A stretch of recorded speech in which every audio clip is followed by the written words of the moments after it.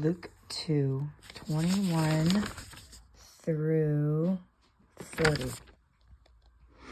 On the 8th day, when it was time to circumcise him, he was named Jesus, the name the angel had given him before he had been conceived. When the time of their purification, according to the law of Moses, had been completed, Joseph and Mary took him to Jerusalem to present him to the Lord. As it is written in the law of the Lord, every firstborn male is to be consecrated to the Lord, and to offer a sacrifice in keeping with what is said in the law of the Lord, a pair of doves or 2 young pigeons. Now there was a man in Jerusalem called Simeon, who was righteous and devout. He was waiting for the consolation of Israel, and the Holy Spirit was upon him.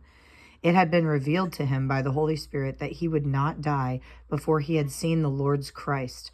Moved by the Spirit, he went into the temple courts. When the parents brought in the child Jesus to do for him what the custom of the law required, Simeon took him in his arms and praised God, saying, "Sovereign Lord, you have promised, as you have promised, you now dismiss your servant in peace, for my eyes have seen your salvation, which you have prepared in the sight of all people, a light for revelation to the Gentiles and for glory to your people Israel."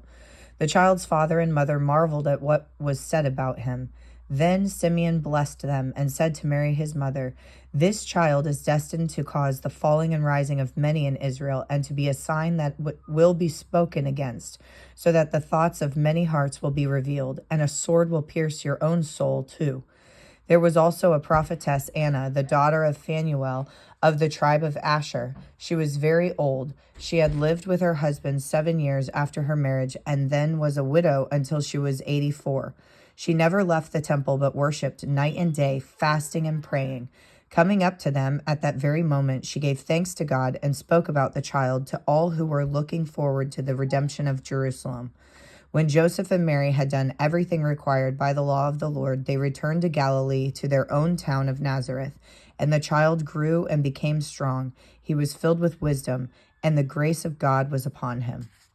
As I read this today, I realized this is like the 5th or 6th or 7th time the Holy Spirit, or someone led by the Holy Spirit, has said, "This is the Messiah. This is the Messiah. This is the Messiah. This is the Messiah." Like, talk about how many proofs that he was the Messiah, from conception, quote unquote, to birth, to being consecrated to the Lord as the firstborn son, to 2 godly people proclaiming full of the Spirit. It's awesome. Jesus is the Messiah, the Christ. Believe in him and be saved.